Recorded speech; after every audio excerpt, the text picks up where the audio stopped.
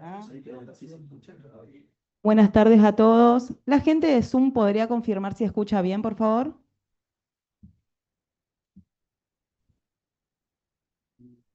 ¿Para qué chequeo? ¿Qué chequeo? Sí.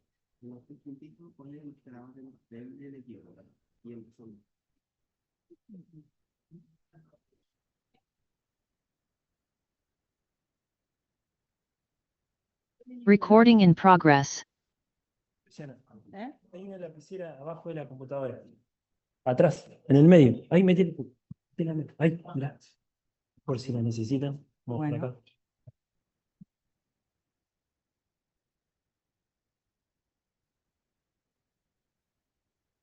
Cuantificación del daño.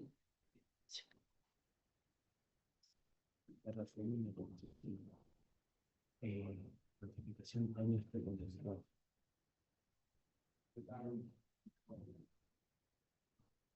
¿Me va a buscar el título? Sí.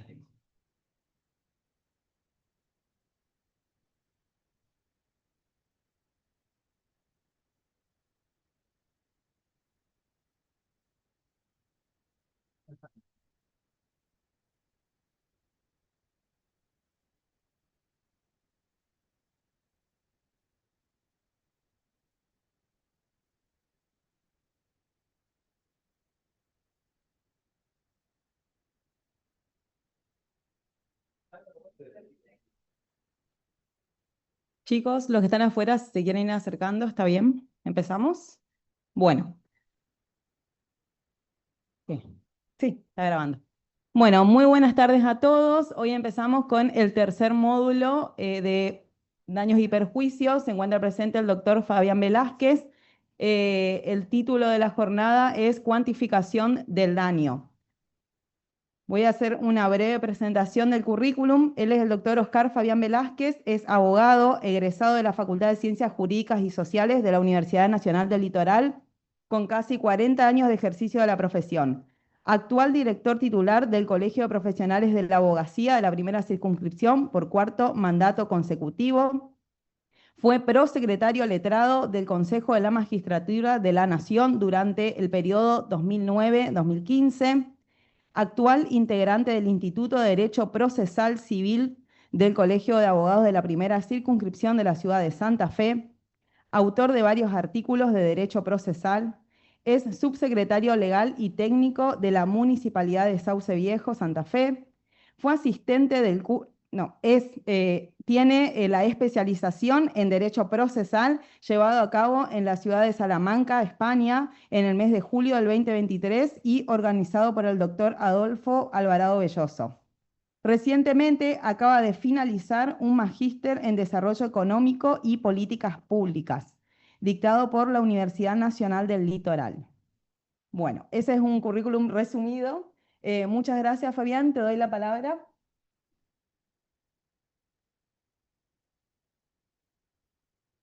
Bueno, buenas tardes, ¿se escucha bien? Bueno, yo, si me permiten, me voy a parar.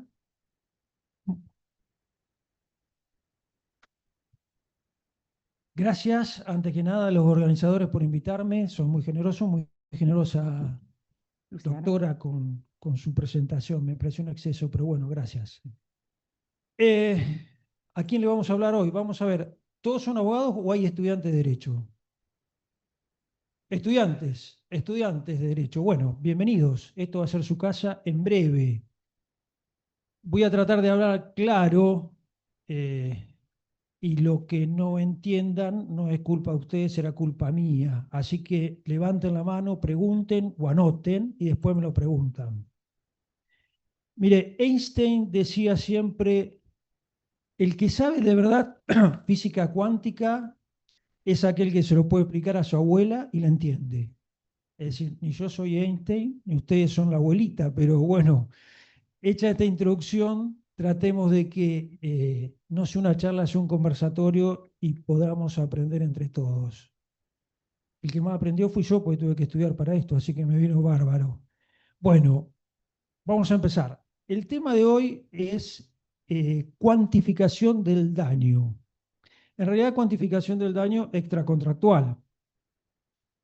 Ustedes saben que el daño puede ser contractual o extracontractual. En este caso, contractual es el daño que se deriva de un hecho que no ha sido generado por un contrato. Por ejemplo, un accidente de tránsito. Por ejemplo, es lo más común que hay. Puede ser otra cosa, puede ser el vecino que está edificando y me rompe la pared, ese sería un daño extracontractual. Pero más, el que se ve generalmente es el del accidente de tránsito. ¿Abogados recibidos hay? Allá, muy bien. Bueno, como me gusta el derecho procesal, vamos a empezar con algunas cuestiones de derecho procesal. Les voy a preguntar a ver cómo andan con eso. Va un cliente al estudio y le dice, doctora, usted doctora, le dice, bueno, mire, me chocaron el auto. Bien, me chocaron el auto. Le da todo para iniciar, le firma el poder, le firma el pacto de quota litis, como corresponde.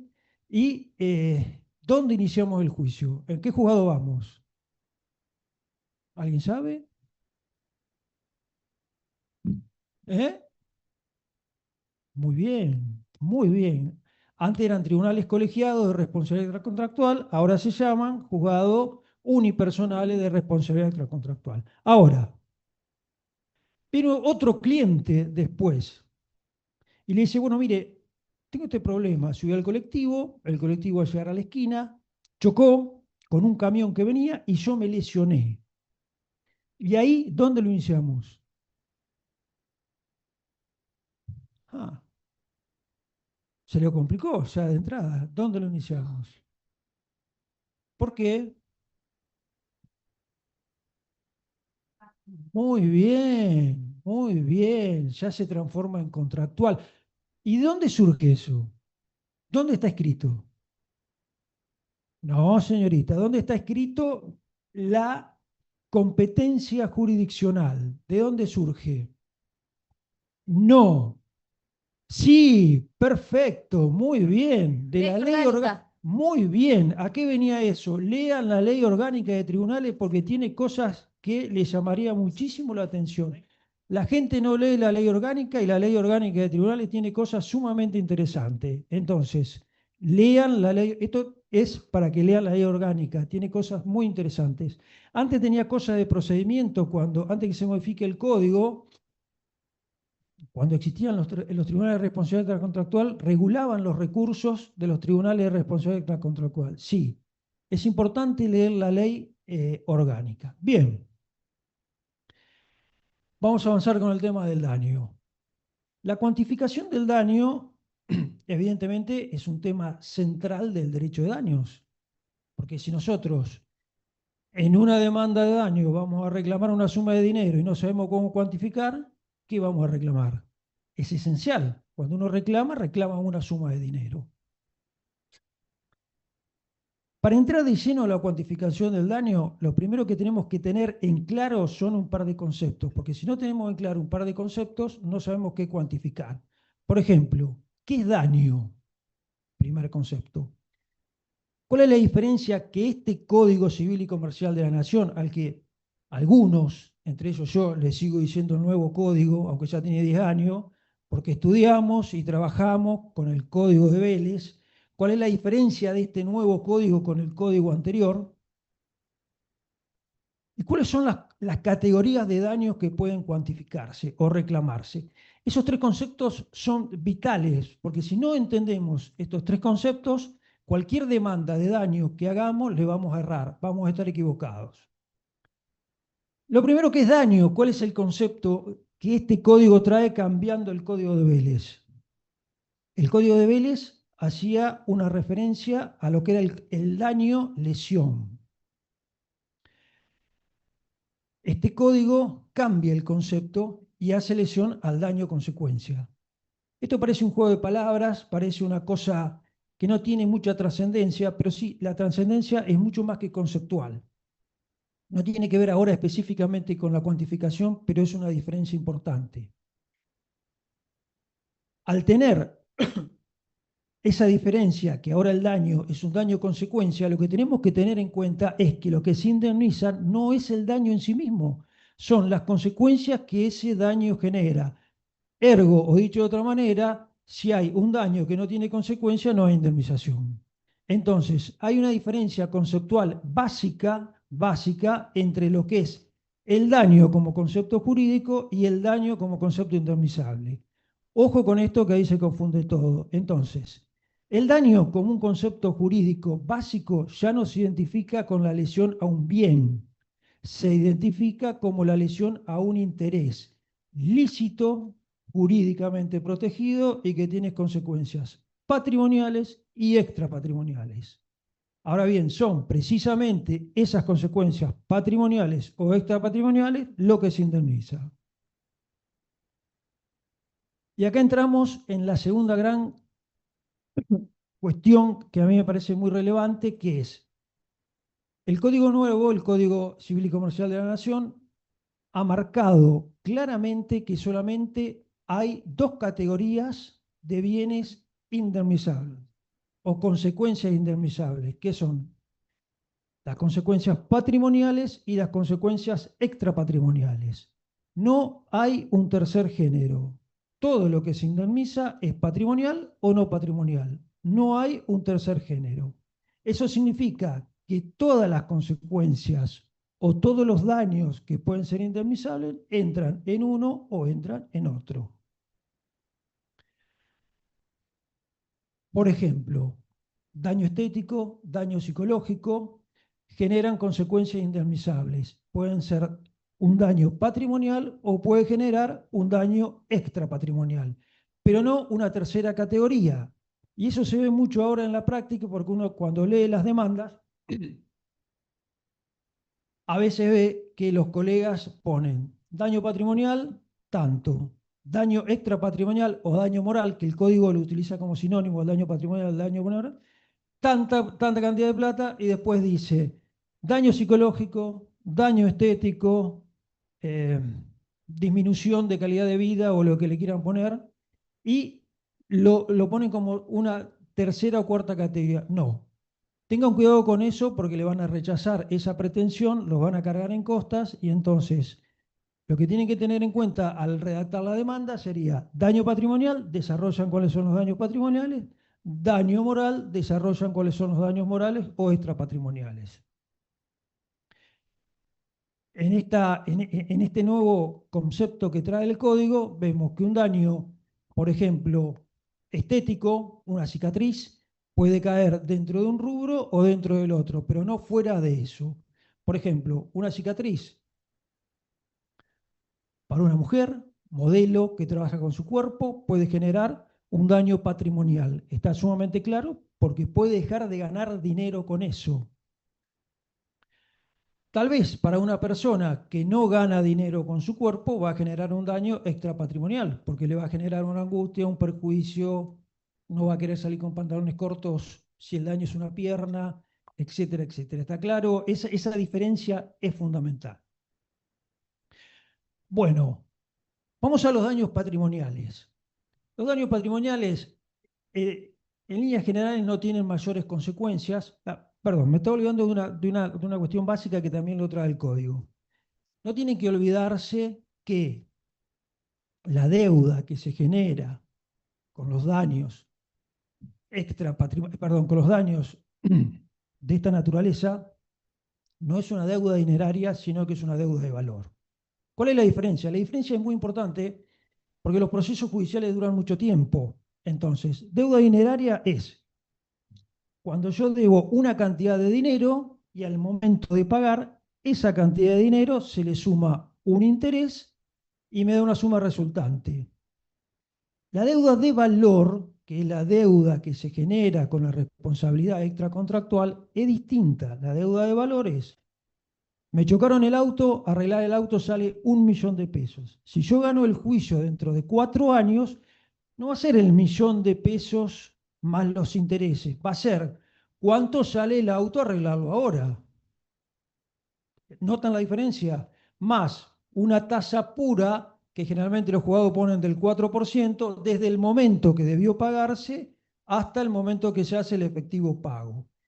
Eso también ténganlo muy en cuenta porque al momento de practicar la liquidación, en una situación de economía inestable como la que tenemos generalmente nosotros, con altos grados de inflación, la diferencia es notable. Pasa acá hay lugar.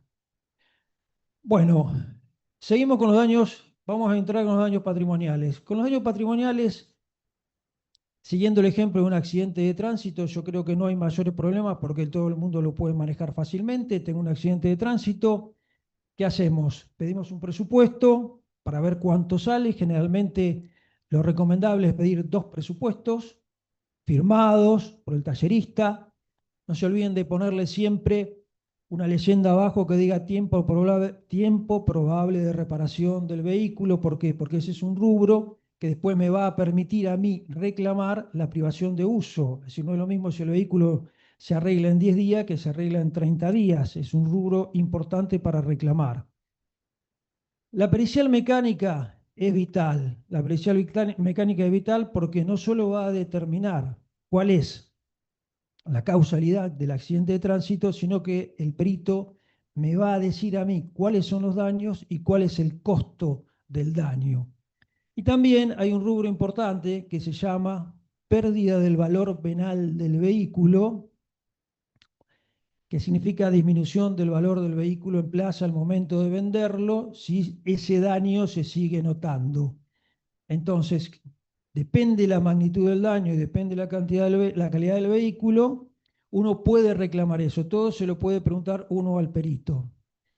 Todos esos rubros, aunque parezcan perdón, pequeños o insignificantes, van sumando y a la hora de generar una indemnización se transforman en rubros interesantes. ¿Qué pasa a la hora de la sentencia? Si uno gana el juicio, ¿cómo lo actualizamos a eso? Bueno, como le dije que era una deuda no dineraria, sino deuda de valor, el juzgado va a condenar a pagar esa suma de dinero que la establecerá el perito actualizándolo de acuerdo a los valores en plaza al momento del efectivo pago. Esto, como lo dije, no genera mayores problemas porque es una cosa muy sencilla. El verdadero problema, creo que se presenta, es con el tema de la incapacidad.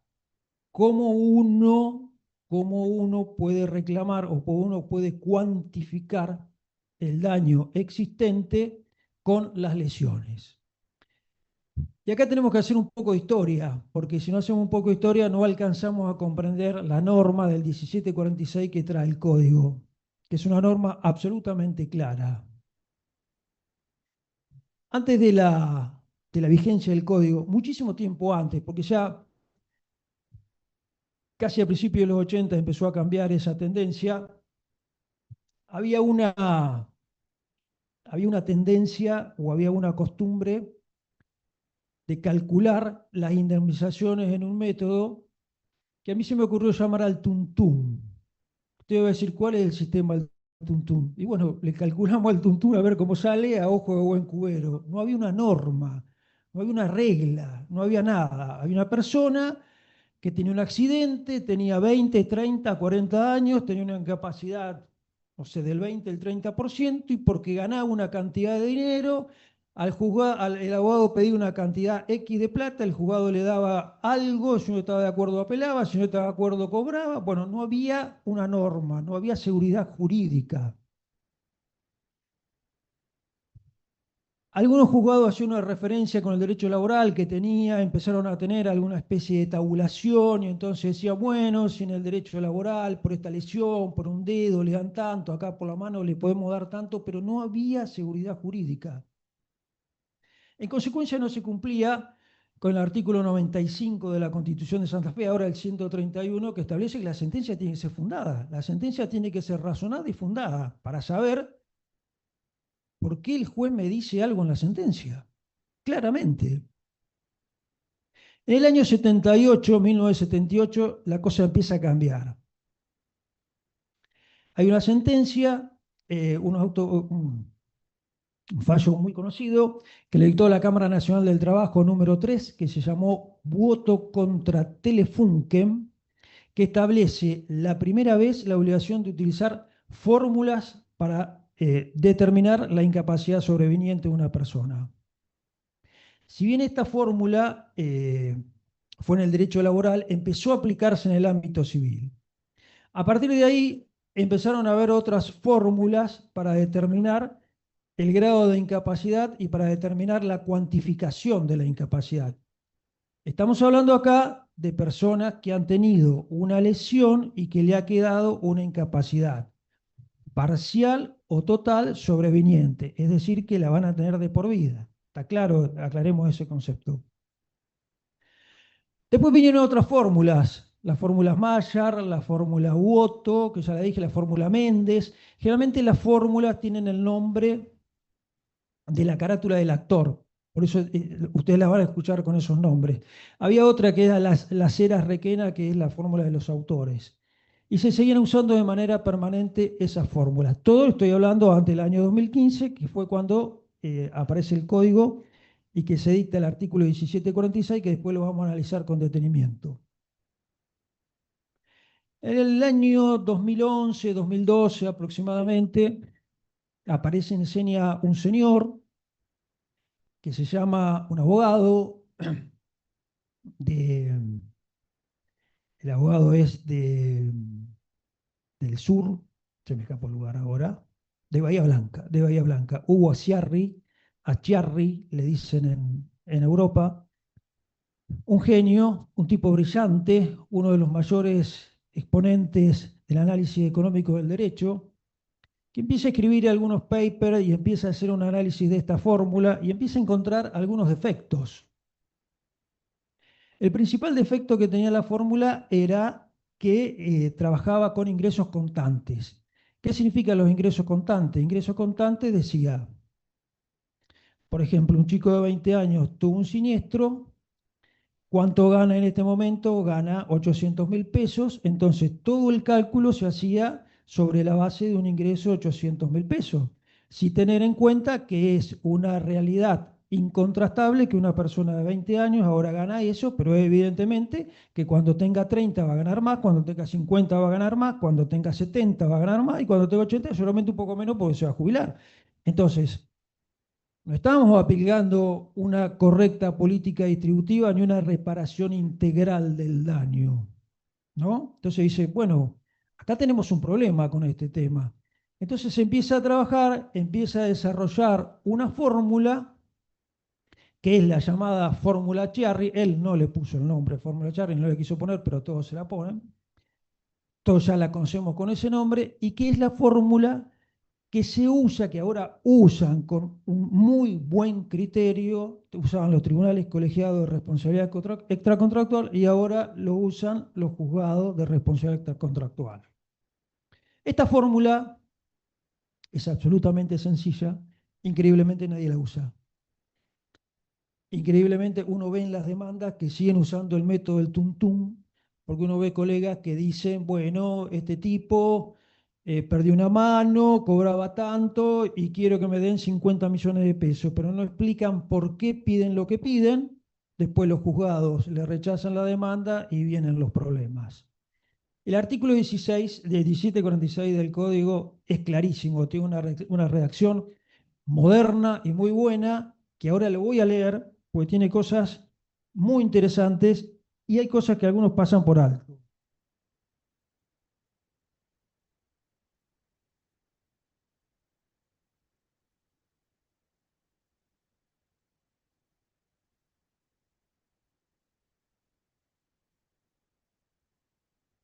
Artículo 1746.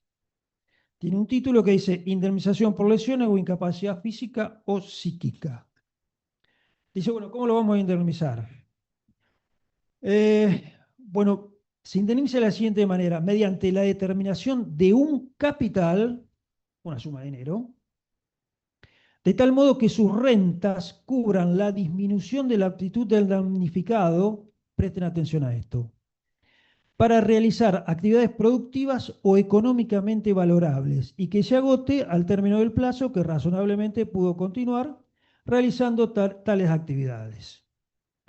El código hace referencia a actividades productivas o económicamente valorables. Actividades productivas, todos sabemos lo que son, es lo que uno hace y por lo que le pagan. Si soy profesional, por los honorarios. Si trabajo en relación de dependencia, por salario. Ahora, ¿qué son las actividades económicamente valorables? que nadie o muy pocos reclaman. ¿Qué son las actividades económicamente valorables? Son todas aquellas actividades que nosotros realizamos por los cuales nadie nos paga, pero que si no la podemos hacer tendríamos que pagar. Eso en economía se llama el precio en la sombra. El precio en la sombra. ¿A qué me estoy refiriendo?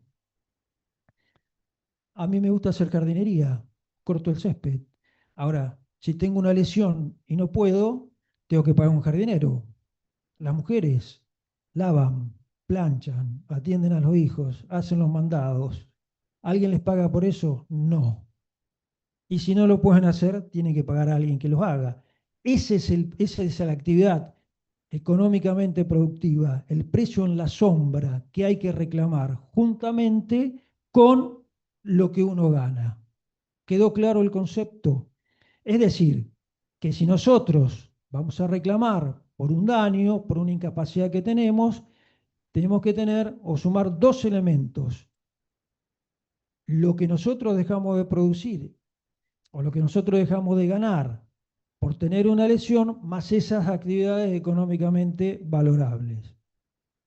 La fórmula sencilla es una fórmula de matemática financiera que no se precisa saber matemática y no se precisa saber nada. El secreto, ¿cuál es el secreto para manejar esto? Es en los inputs, es decir, cómo yo elaboro los datos que le voy a poner a la fórmula. Cualquier persona puede manejar la fórmula. ¿Por qué? Porque el código me está diciendo que yo tengo que usar una fórmula. Él dice, tengo que establecer un capital que me dé una renta mensual, anual y que se agote al término de mi capacidad productiva. Algunos pueden ponerlo a los 65 años, otros lo ponen a los 75. ¿Cómo lo calculo? ¿Con una libretita y un lápiz? No, es imposible. Tengo que calcularlo a través de una fórmula. No existe otra manera que usar la fórmula. ¿Está claro? ¿Por qué? Porque yo voy a demandar, tengo que decir, yo reclamo 90, 80, 100 millones de pesos. Tengo que dar razón de lo que estoy diciendo, es decir, ¿por qué reclamo esa cantidad? Primero, para no vulnerar el derecho de defensa de la otra parte, para que me pueda decir, sí, tiene razón o no tiene razón. A ver cómo me defiendo. Si usted no me dice dónde saque ese número, ¿cómo me defiendo? Y en segundo lugar, para decirle al juez, mire señor, yo estoy reclamando esto por esto. El juez me dirá, sí tiene razón o no tiene razón. Y también me tendrá que explicar por qué no me da la razón o por qué él cree que no tengo razón. ¿Quedó claro? Más que claro. Es decir, no hay otra chance más que usar fórmulas. No se le ocurra a ustedes hacer una demanda de daños donde haya lesiones sin utilizar la fórmula. No hay chance, no existe la posibilidad. Está claro, van a perder. Está absolutamente claro. El secreto es en los inputs. ¿Cómo lo formamos? ¿Cómo lo hacemos? Voy a tratar de explicarlo. Es muy fácil. La doctora Luciana, que Pregunto, ¿querés que hagamos desde buscar en Google todo como para hacer bien el paso a ¿lo paso? podés hacer? Dale, Bueno, para que vean cómo llegamos acá. yo me voy a sentar acá. Ah, Miren, vamos a empezar de cero. Estoy armando una demanda, hice un relato de los hechos. Dice, bueno, a ver qué tengo. Tengo un cliente, chocó el auto, le quebraron una pierna, quedó con una lesión. ¿Qué hacemos? Bueno, primero para el auto, vamos a un chapista, dos chapistas, me dan un presupuesto, ya tengo cuánto vale el daño material. ¿Cuánto le lleva al mecánico reparar mi auto? 15 días, ya tengo privación de uso. Vamos por otra parte, ¿cómo va a quedar el auto? ¿Bien o se le va a notar? Se le va a notar. Bueno, pérdida del valor venal del vehículo, ya tenemos. Y ahora, ¿cómo quedó mi cliente? Y perdí una pierna, perdí un dedo, se lastimó un ojo, tiene una cicatriz. Bueno, vamos a hacer nosotros una pericia médica particular que después se va a refrendar con una pericia médica que vamos a hacer con un perito que se sorteará de la lista respectiva y vamos a determinar un porcentaje. Pero yo ya, cuando inicio la demanda, tengo que tener el porcentaje. ¿Está claro? Entonces, voy a empezar. Entonces digo, ¿cómo lo hago? Che, a esto no tengo ni idea. Bueno, vamos a ir a un buscador El más común de todo Google, vamos a poner fórmula de Hugo Azziarri. Ahí está, Universidad del Sur. El señor es de Bahía Blanca, da clase en la Universidad del Sur, y me aparece esto. Ustedes van a ir de planilla de cálculo, después dice fórmula, ahí explica cómo él llega a la fórmula, y después me da instrucciones de uso de la planilla. Yo los pueden leer perfectamente, pero vamos ahora ya al cálculo de indemnizaciones.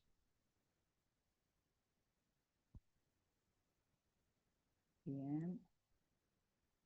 Y ahí Bueno, cuando nosotros abrimos esa planilla de Excel, va a aparecer eso. En realidad aparece un cartelito amarillo que dice habilitar edición, cliqueamos habilitar edición y me aparece eso.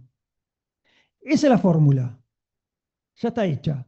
Solamente yo puedo ingresar a poner datos en las casillas celestes, ¿no? En las casillas rosadas no puedo tener absolutamente nada, no la puedo modificar. Vamos a suponer que nuestro cliente tiene 35 años. Edad inicial para el cómputo, 35 años. Vamos a suponer que tiene una incapacidad de un 20%. Vamos a poner ahí porcentaje de incapacidad, 20%. Bueno, no hay un problema. poquito tildado, pero ya. Bueno, Ahí. puede fallar, dijo Tuzán, así que tranquilos. Ahí está. ¿Estamos? Bien. Tasa de descuento Después ustedes tienen que preguntar, para que yo les pueda explicar qué significa una tasa de descuento. Así que anoten, alguien tiene que preguntar eso, porque si no, no pues bien. Vamos a ir, entonces, ¿cómo calculo los ingresos de mi cliente? Ahí dice ingreso anual proyectado. No se pone el ingreso mensual, sino se pone el ingreso anual. Entonces yo tengo mi cliente. Mi cliente, vamos a suponer que trabaja en la administración pública o trabaja en tribunales. Actualmente gana 1.000.000 de pesos por mes. Yo tengo que poner el ingreso anual proyectado, son 13 millones de pesos. Si ahí me quedo con esos 13 millones de pesos, le estoy dando poco, porque me están faltando las actividades económicas valorables. ¿Mm? Entonces, no me quedo con eso.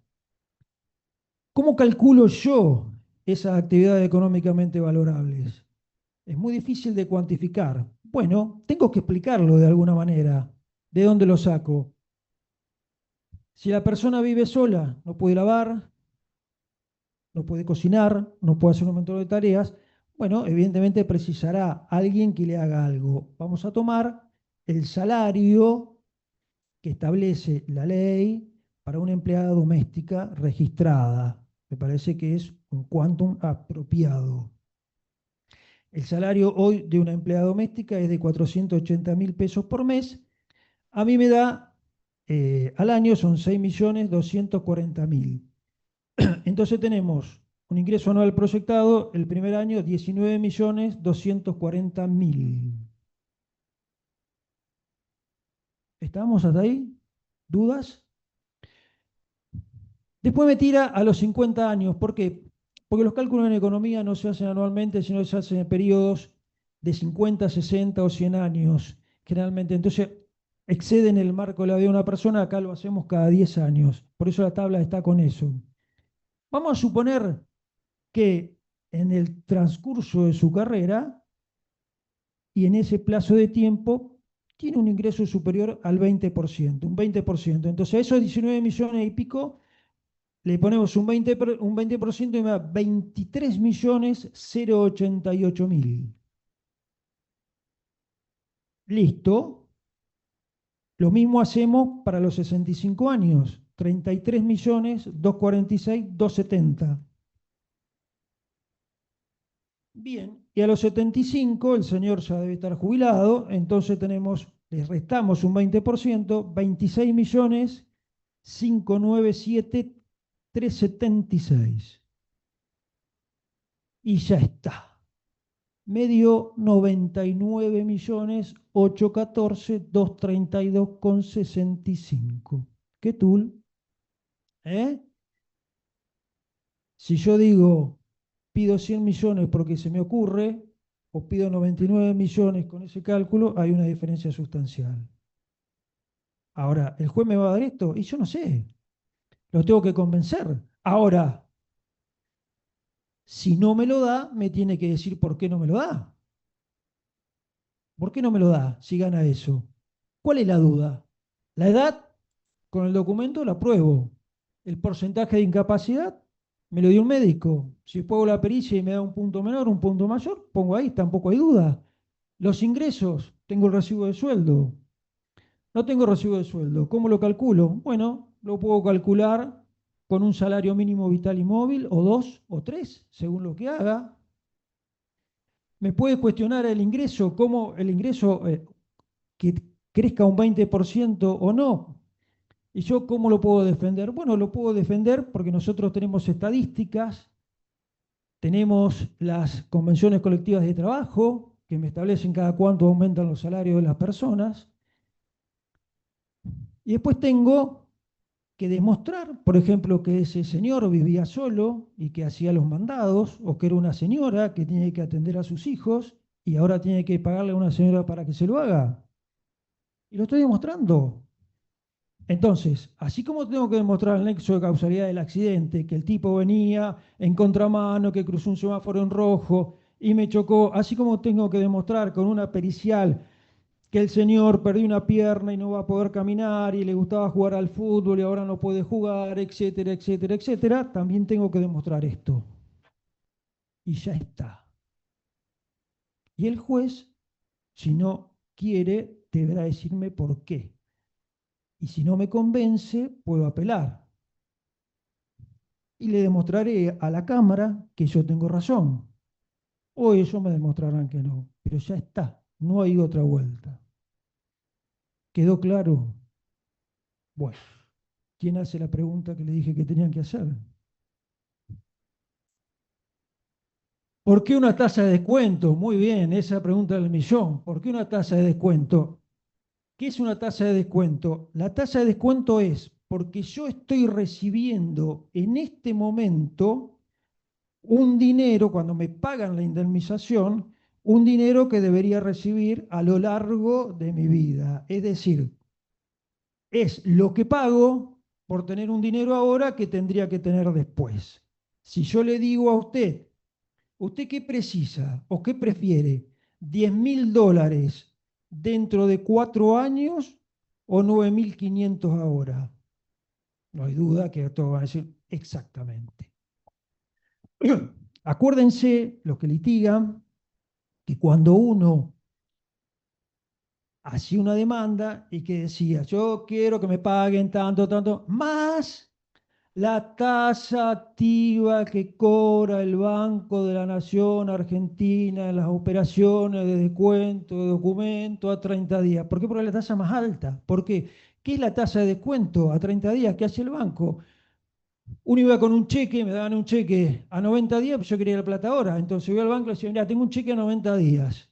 El banco hacía un cálculo financiero, me restaba lo que decía, y si el cheque era de 1.000.000, me daban 850.000, pero yo prefería 850.000 antes que esperar 90 días. Esa es la tasa de descuento. Esa tasa de descuento. Ahora, ¿por qué el 4% y no el 6%, el 8%? Obviamente que si yo la bajo, va a cobrar más, si pongo el 6, va a cobrar menos. Históricamente fue entre un 2, un 3 o un 6. Ahora se establece en un 4. El 4 surge de un consenso actuarial. ¿Qué es un consenso actuarial? Bueno, ya saben lo que son los actuarios. Son personas que se dedican a hacer cálculos a larguísimo tiempo. Se hacen congresos actuariales y se establecen una tasa de descuento para estas operaciones financieras. Tiene que ver con el crecimiento del Producto Bruto económico del mundo a lo largo de periodos de 20 o 30 años. Hay algunas cuestiones que se le han hecho a esa tasa de descuento. Esa es la que ponen los juzgados ahora, así que no discutan mucho porque no le van a dar mucho, no les llama mucho el apunte, pongan esa, pero el tema es interesante, porque uno dice, es una tasa, porque el código habla me voy al artículo. El código habla de una renta que me dé un capital, que me genere ese capital, una renta fija, no perpetua, porque no es hasta que me muera, sino hasta que deje de tener mi actividad, hasta los 65 a los 75 que cobran una renta, que me vaya generando una ganancia. Entonces uno dice, bueno, si me va generando una ganancia, ¿por qué no subo? ¿Por qué no utilizo otra tasa? Por ejemplo, algunos decían la tasa de los bonos argentinos en el exterior. La diferencia es que esta es una tasa sin riesgo, lo voy a cobrar seguro. Los otros son tasas con riesgos, por eso pueden ser más altas. Esa es la diferencia fundamental. Entonces, claro, 1746, el rubro más complejo es la incapacidad. Usamos fórmulas. No lo hagan de otra manera, lo van a perder, van a demostrar que no saben. El código lo establece. Hay una norma jurídica expresa que lo establece. Después tenemos el otro problema que es el daño moral. El artículo 1741 también expresa lo que venía expresando la doctrina hace mucho tiempo de cómo indemnizar el daño moral. Si ustedes leen el artículo 1741, el último rengloncito dice que el daño moral o el daño extrapatrimonial se va a compensar o se va a indemnizar con sumas compensatorias. Nuestro país siempre tuvo una legislación de avanzada en cuanto al daño moral. Avanzada, aunque le parezca mentira, dentro de la legislación mundial y avanzada dentro de la legislación latinoamericana. Hay un artículo brillante, brillante de Matilde Zavala de González, que lo tenemos acá en la biblioteca, que se llama ¿Cuánto por daño moral?, que lo utilizan los jueces todavía en la sentencia, que habla de la dificultad de determinar la indemnización por daño moral, porque no es fácil, obviamente, es decir, compensar una lesión o una afección espiritual con dinero no es fácil, es una de las cuestiones más difíciles que tiene el derecho.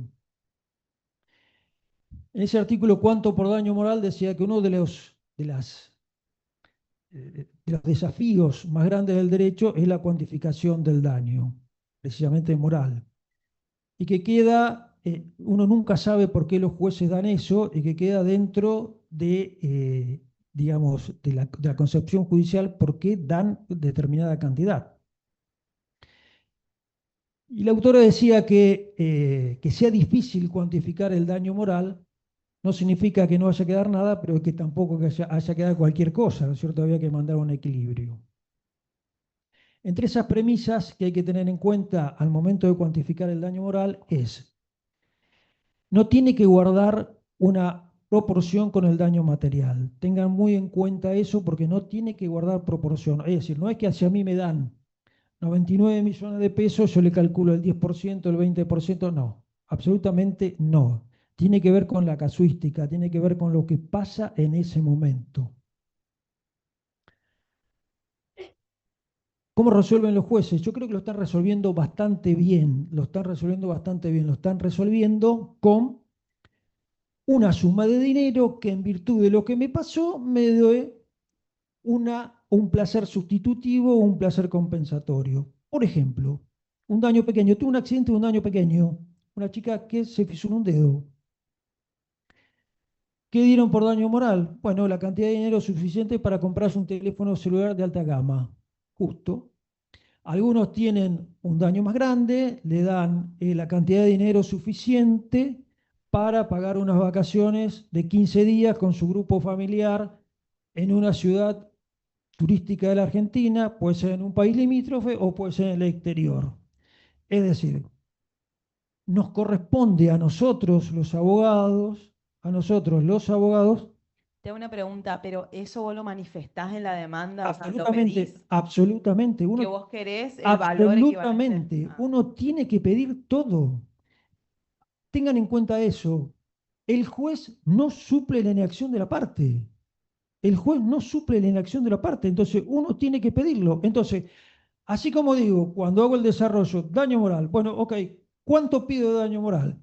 $5.000, que en pesos son tantos pesos al cambio. ¿Y por qué los pido? Bueno, ok, porque tengo un oficio o una agencia de turismo que puede ser Turfé, que me dice que eso es lo que sale un viaje para 2 personas o 3 personas o el grupo familiar de la víctima, 15 días de verano en Camboriú, un hotel 5 estrellas o en Río de Janeiro. El juez me dirá, mire, no, le voy a dar a las cataratas del Iguazú. Bueno, dale, pero me lo tiene que decir, pero yo se lo tengo que explicar. Pues yo le digo, bueno, ¿yo cuánto quiero? Quiero 7 millones de pesos. Ah, muy bien, ¿y dónde sale? Claro, sí, yo eso estaba pensando que cuando, por ejemplo, no sé, tenés un accidente de tránsito que solamente se rompió el auto. ¿Y cómo evaluás el daño moral? O Bueno, sea, ahí, ahí entramos en otro tema que te lo voy a contestar después. Ese otro tema que tengo una discusión permanente con los jueces y siempre pierdo. Es decir, claro, pero les voy a contar algo muy interesante, muy interesante. Bueno, termino con el tema de daño moral para ver cómo se cuantifica. ¿Le quedó claro cómo pedir? Tienen que fundar absolutamente todo. La famosa frase esa que aparece en los decretos que dice, dé razón de sus dichos. Bueno, es así, ustedes tienen que dar razón de lo que dicen. ¿Por qué pido? Y probarlo. El derecho es esencialmente prueba. Todo lo que digo tengo que probarlo. Si no lo pruebo, no lo puedo probar, no existen. Acuérdense de eso, es la premisa básica. Obviamente, entre la doctrina y tiene reconocimiento ya judicial, el daño moral más grande es la muerte de un hijo. ¿Es compensable? Absolutamente no. Absolutamente no.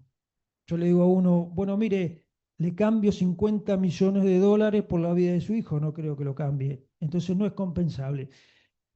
Lo cual no significa que no se pueda compensar. Volvemos a lo mismo.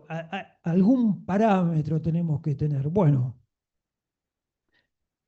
¿qué está pasando en los tribunales locales? En los tribunales de Rosario, hasta hace poco, tenían en cuenta que se indemnizaba con un auto de gama media 0 kilómetros, un Toyota Corolla 0 kilómetros. No sé cuánto sale, debe salir 40, 50 millones de pesos. Acá también tienen ese criterio. Algunos dan un departamento monoambiente con una zona céntrica para poder comprarlo. Bueno, ese sería el tope. Es decir, nunca pidan arriba de ese tope porque no tiene sentido. Si ese es el tope por la vida de un hijo, se dan cuenta que tienen que pedir de ahí para abajo. ¿Está claro? Bien. Pregunta de la doctora. ¿Quién tiene auto de acá? ¿Tenés auto? ¿Quién más? ¿Dos? ¿Dos nomás con auto, nada más? ¿Tres? ¿Cuatro? Acá, tiene, levante, levante, no tengo problema, levante. Bien. Yo le voy a hacer la siguiente pregunta y sean muy sinceros. Ustedes tienen su auto, lindo, nuevo, recién salido donde se lo lavan, encerado. Están parados en un semáforo, disfrutando de su auto, con el olor a coco vainilla que tiene, ¿no es cierto? Y viene un señor de atrás, ¡pum! Le arruina el auto. Le rompe los faroles, le rompe el baúl, pero no tan lesionados. No hay lesión, no pasa nada, gracias a Dios. El señor, un caballero inglés, se baja, le dice, discúlpeme, señorita, acá tiene mi seguro, seguro solvente, le va a pagar todo. Le pagan todo. Ahora, ¿alguien me puede decir que uno permanece inalterable? ¿Es un Buda en esa situación? ¿No le afecta para nada saber que tiene que llegar a la casa con el auto chocado, dejarlo en el garaje, salir a pedir presupuesto, ir a la compañía de seguro? Cuando llega le dicen, no, no, no, no, en papel no, tiene que tener por sistema, el sistema no funciona, tiene que ir a su compañía de seguro, hacer la denuncia, pide un presupuesto, le dicen, bueno, mire, tráigamelo mañana, cuando se lo traiga, pero mi auto está chocado y tráigalo en una grúa. Y le dicen, no, este no, no es muy alto, le vamos a pagar menos. Bueno, es imposible que alguien no sufra una alteración, daño moral, alteración disvaliosa del espíritu. Es imposible. Bueno, Los juzgados de acá tienen su criterio de que si no hay lesión, no hay daño moral en un accidente. Yo siempre lo pido, siempre lo pierdo, siempre me cargan con las costas. Bueno, tengo que decir la verdad. La semana pasada, o hace 10 días, se hizo un congreso de derecho de daños, acá, lo hicimos abajo, que a mí me causó mucha gracia. Me tocó dar esta clase también. Hicimos en conjunto con los jueces de daño y algunos abogados. Y yo tuve que dar esta clase. Y vino invitado el maestro Pizarro, un civilista de primera línea que todos los jueces citan en su fallo. Dicen, como dijo Pizarro, como dijo Pizarro, como dijo Pizarro, no le vamos a dar el daño moral si no hay daño. Y yo digo, yo nunca vi que Pizarro. Y estaba Pizarro. Estaba Pizarro. Y le digo, tengo que hablar con usted, maestro. Sí. Y le digo, dígame lo siguiente. Y le cuento todo esto. Si a usted le pasa, no hay daño moral. Pero me dice, ¿cómo no va a haber daño moral? Mi mujer compró una camioneta la semana pasada, la sacó, estaba en un semáforo, la chocaron, la tuve que internar porque casi se vuelve loca. Y dice, ¿cómo no va a haber daño moral? Bueno, le digo, usted me hace el favor, le puede decir a los jueces que están ahí que me empiecen a dar el daño moral porque lo pierdo siempre. Bueno, hablé con todo. En conclusión me dijeron, bueno, mire, de ahora en más, si usted me lo prueba, por ahí se lo vamos a dar. Voy a seguir insistiendo. No sé cómo me va a ir, pero por lo menos lo tuve a Pizarro en primera persona, se lo pregunté personalmente y me lo dijo. Le dije, escúcheme, Pizarro iba a hablar de otro tema. Entonces yo le dije, ¿usted no podría decirlo ahí por el micrófono para que no me lleve el apunte? Pero bueno, está respondida la pregunta. Es decir, si ustedes tienen una lesión, un accidente de tránsito, sin lesionado y se le ocurre pedirlo, arriésguese. Si lo prueba, se lo dará. Si no, ya sabe lo que le va a pasar. Hay que ser prudente con el tema de las costas. Hay que ser prudente con el tema de las costas. Bueno, estamos terminando. Después le voy a decir para que quieran preguntar. Les quiero contar algo que a mí me parece sumamente interesante para ver la vital función del abogado en el proceso de hacer justicia, la vital función que tenemos nosotros y la diferencia entre defender bien al cliente o no defenderlo bien, o creer que lo estamos defendiendo bien y no lo defendemos bien. Año 2020.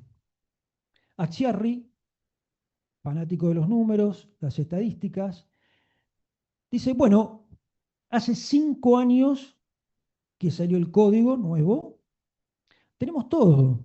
Tenemos la norma jurídica, 1746, establece el uso de una fórmula. Tenemos la fórmula, la mía, es gratis. Vamos a ver cómo salen las sentencias, a ver qué está pasando, si está dando resultado o no está dando resultado. Hace un trabajo de campo, brillante. Agarra, dice, ¿cuál es el tribunal que mayor cantidad de sentencias dicta en el país? La Cámara Nacional de Apelaciones de Capital Federal en lo civil y comercial. Tiene como más o menos 18 o 20 salas. Toma toda la sentencia de un año, no dejó ninguna, toda la sentencia de un año. 22, 23 mil sentencias, toda la sentencia de un año de todas las salas. Hace unos bots, trabaja con un econometrista, es una ciencia, un econometrista, él y un ingeniero informático.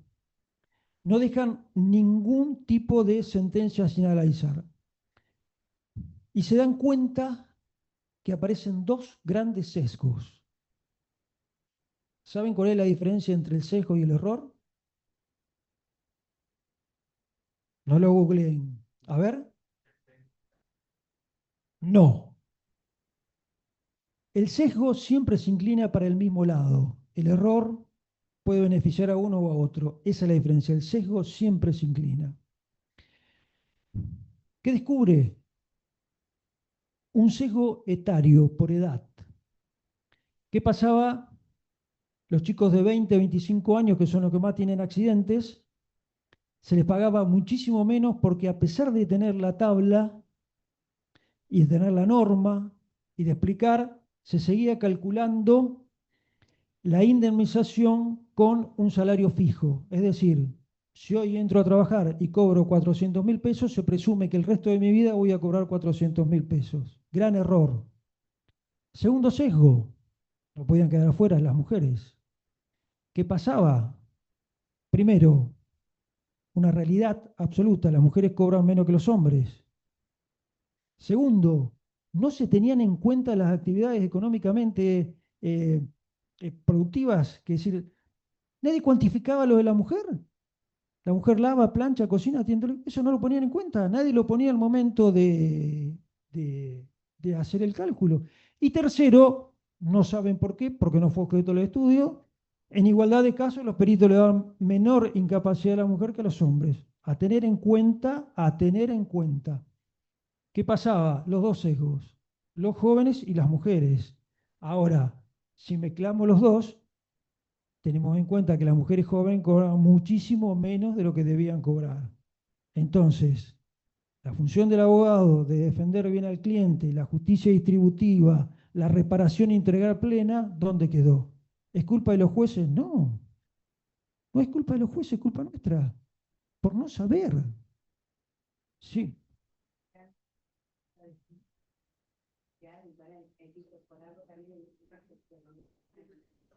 Sí, por algo los jueces están también en cursos de capacitación en perspectiva de género, en relación a lo que usted dice, edad, género, mujer, que bueno, las tareas domésticas creo que hoy en día ya lo hace ambos, ya yo, no hay mire, tanta yo diferencia, pero los jueces tienen que tener en cuenta esa Yo perspectiva. coincido, Sí. mire, te le voy a decir algo, esto me lo dicen siempre, coincido totalmente con lo que usted dice, pero no se olvide de algo.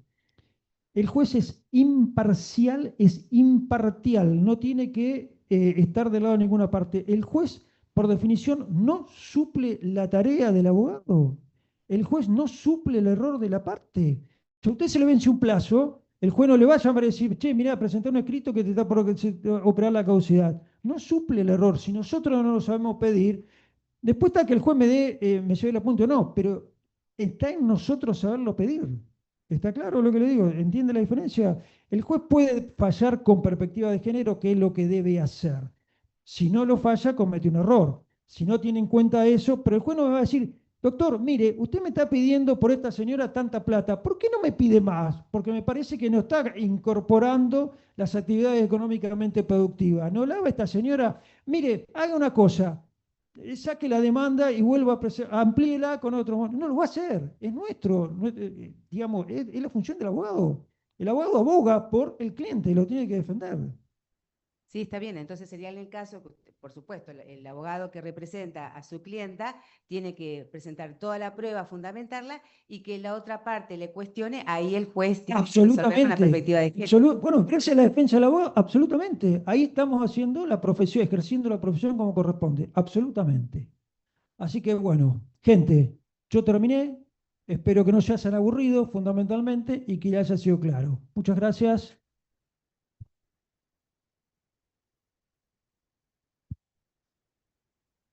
Gracias, doctor Fabián Velázquez. Excelente capacitación, como le habíamos comentado, donde ha demostrado el doctor primero su generosidad en estar acá presente, en compartir su tiempo y sus conocimientos. Si alguien quiere realizar lo mismo al Zoom, preguntas, consultas, el doctor está disponible.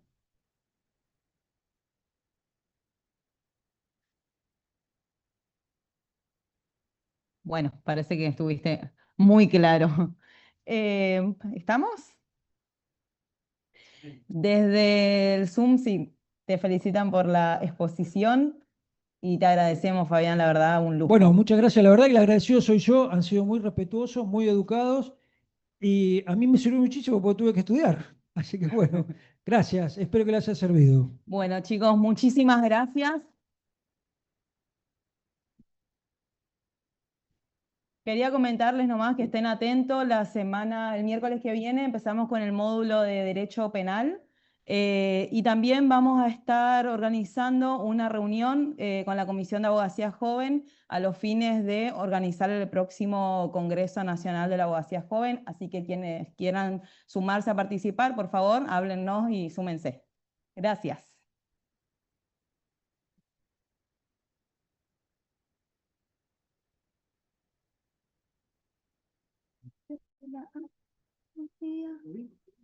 Muy bien.